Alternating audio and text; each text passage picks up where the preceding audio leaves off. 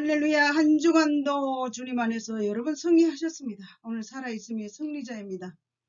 여러분 세상은 아무리 혼란하고 혼탁하다 할지라도 오늘 내가 존재한다는 것은 이건 기적 중의 기적입니다. 오늘 여호와를 경외하는 가정 어버이 주일이기도 해서 이번 주일은 이 말씀으로 함께 은혜를 나누려고 합니다. 다윗의 열쇠 이사야 22장 22절의 말씀을 취하십시오.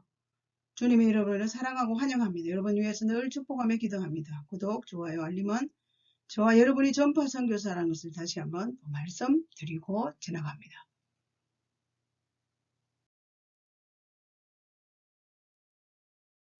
여호와를 경외하는 가정은 범사에 복되고 형통합니다. 와우! 여러분 범사에 복되고 형통하기를 원하시지 않습니까?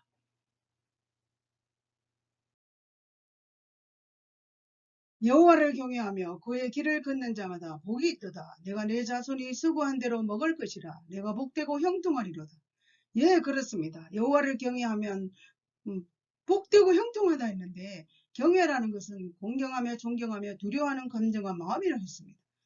여러분 이런 자세로 하나님을 경외해야 되고 형통이란 모든 일이 뜻과 같이 잘 되어가는 것을 의미합니다. 여러분 뜻대로 잘 되는 것이 얼마나 복된 삶입니까? 여호와를 경외하면 이런 복이 준비되어 있습니다. 내 안방에 있는 내 아내는 결실한 포도나무 같으며 내 식탁에 둘러앉은 자식들은 어린 감람나무 같으리로다 했습니다.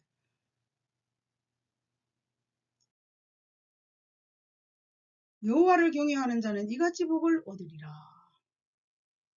여호와를 경외하는 자는 이같이 복을 얻으리로다.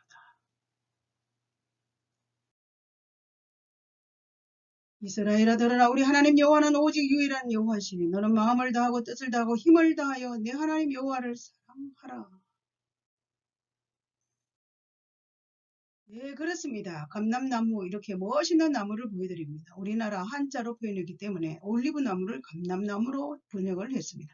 감람나무 멋있죠?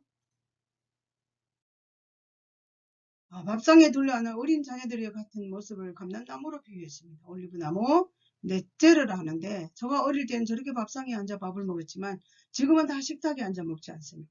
제 때는 나라에서 2명 이상 출산을 원치 않아서 저도 둘밖에 없는데 하나님의 법을 어겼습니다. 세상 법을 지키느라고. 지금 생각하면 5명 정도 있었으면 얼마나 좋겠나. 지금 저 밥상에 앉은 5명 정도 됐습니다. 그런데 저렇게 둘러앉은 자식들의 모습을 보니 얼마나 허무한지 모릅니다. 감람나무 비유를 저렇게 했습니다. 이렇게 또 잘라내고 또 잔뿌리가 나는 모습을 보십시오. 꼭 밥상에 둘러앉은 아이들 같지 않습니까? 그걸 표현합니다. 새로운 가지들의 새롭게 자라나는 모습들을 볼 수 있습니다. 자, 이 감람나무는 수명이 1000년, 2000년, 봄 비가 오지 않아도 강인한 생명력을 가지고 있어요. 여기에서 우리에게 주시는 교훈은 강인한 성품을, 자녀들이 강인한 성품으로 자랐으면 좋겠다. 20대, 30대까지 계속 후손이 열매를 제공한다면 얼마나 멋있습니까? 인내를 상징하는 감람나무 모습을 볼 수가 있습니다. 감람은 꽃과 열매, 이건 열매는 올리브 기름을 짜지 않습니다. 우리나라의 김치와 같습니다. 이 기름이 없이는 살 수가 없습니다. 우리나라도 이 기름이 엄청 활성화되고 있죠. 너무나 유익한 나무입니다. 이렇게 기름을 얻기 위해서 짜서 종교의식이나 성전 등대, 가정의 등잔, 식용유, 화장품 그 당시에는 너무나 많이 활용했다고 합니다. 그리고 짜는 방법도 이렇게 기름에 또 짜는 틀 모습을 볼 수, 비누도 만들고 다양한, 또 나무는 나무대로 사용하고 가구에도 사용하고 이렇게 다양한 모습으로 자녀들이 7대 영역의 여러 가지 자신의 그 가진 은사와 재능들을 쓰임 받는다면 얼마나 이 세상이 멋있고 행복하겠습니까?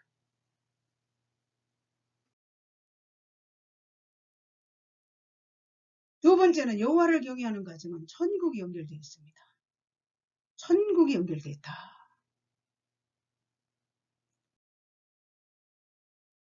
모든 영혼이 다 내게 속한지라. 아버지 영혼이 내게 속한 같이 그의 아들의 영혼도 내게 속하였나니 범죄하는 그 영혼은 죽으리라. 사랑하는 여러분, 예수 믿지 않는 사람들은 왜 할아버지도 하나님 아버지, 아버지도 하나님 아버지, 아들도 하나님 아버지, 손자도 하나님 아버지 그럴까? 모든 영혼이 하나님께 속해 있기 때문에 그렇습니다. 아버지의 영혼도 누구든지 다 하나님께 속한 영혼이기 때문에 그렇습니다. 우린 천국과 연결되어 있다 그랬죠? 자, 제가 여러분 장례식에 잘 갑니다. 저와 남편의 은사가 장례식에 수의를 입히는 섬김의 삶을 살아왔기 때문에 그렇습니다. 살아생전엔 부모에게 불효하다. 돌아가시면 리무진을 태우고 엄청난 행사를 하는 것처럼 불효막심한 행동. 이 장례식 이 모습은 아무것도 아닙니다. 천국과 연결되어 있지 않으면 뭐 아무 존재 가치 없습니다. 여러분 사람은 누구나 피할 수 없는 남은 생에 이런 장례식의 과정을 거치 않은데 이 날이 오기 전에 우리 가족들을 다 예수 믿어 구원받는 천국과 연결된 사람들로 세워나가야 할 것입니다. 이렇게 육체는 영혼의 옷인데 육체는 영혼을 위해 만들어졌고 육체는 장막이에요. 하나님 영혼을 부르시면 사람의 영과 육이 분리되는 장면을 대충 이렇게 만들었는데 어느 날 이렇게 육체와 영이 분리되는 날 오기 전에 이 5월달 가정의 달에 얼마나 영혼 구원이 중요한지 여러분 눈물을 흘리며 기도하며 하나님께 간구해야 될 것입니다.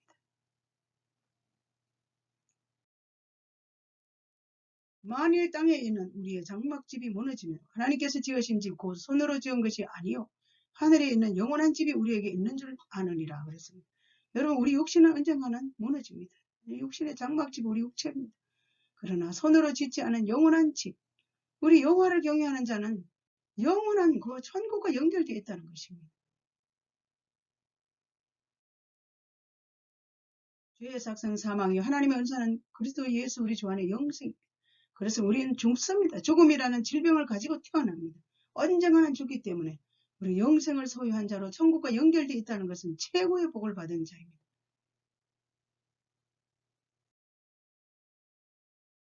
사랑하는 자여 내 영혼이 잘된 같이 내가 범사에 잘되고 강건하기를 내가 간구하노라 그랬습니다.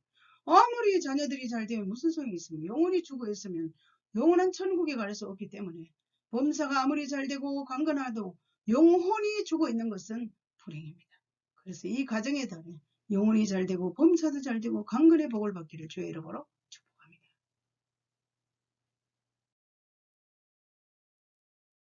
결론입니다. 여호와를 경외하는 가정은 천국 시민권을 가졌습니다. 천국과 연결되어 있기 때문에 반드시 이 천국 시민권을 가져야 합니다. 그러나 우리의 시민권은 하늘에 있는지라 거기로부터 구원하는 자 곧 주 예수 그리스도를 기다리노니 그는 만물을 자기에게 복종하게 하실 수 있는 자의 역사로 우리의 낮은 몸을 자기 영광의 몸의 형체와 같이 변하게 하시리라. 할렐루야. 우리는 이 땅에 사는 날 동안에 하늘의 시민권을 가진 자로 당당하게 살다가 언젠가는 주님 앞에 가고 또 다시 주님이 이 땅에 재림하는 영광의 몸의 형체로 변화되기 때문에 우리는 땅에 있을 동안에 구원의 역사를 이루어야 하기 때문에 그렇습니다. 이 5월 한 달을 또 어버이 주일을 맞이하여 영혼 구원의 눈물을 가진 거룩한 하나님의 백성들로 하나님과 함께 동행의 삶을 살아가는데 온 힘을 다하시기를 부탁합니다. 말씀을 마무리합니다. 여호와를 경외하는 가정, 범사에 복되고 형통합니다. 모든 사람들은 복받기를 원합니다. 그러나 복의 근원은 하나님이십니다. 이 세상을 살다가 끝이 아니라 천국이 연결되어 있어야 합니다. 광야 같은 이 세상에서 천국의 시민권을 우리는 가졌습니다. 그러므로 우리의 개인의 종말이 언제 올지라도 보장된 삶을 살아갑니다. 가정의 달을 맞이하여 가족 복음화를 반드시 이루시는 믿음의 사람들이 되시기를 부활하신 예수 그리스도 이름으로 축원합니다. 할렐루야. 한 주간도 주님 안에서 승리하시고 가정의 달 늘 여러분의 가정 가운데 평안의 은혜가 있기를 또다시 주의 이름으로 부탁하고 기도합니다.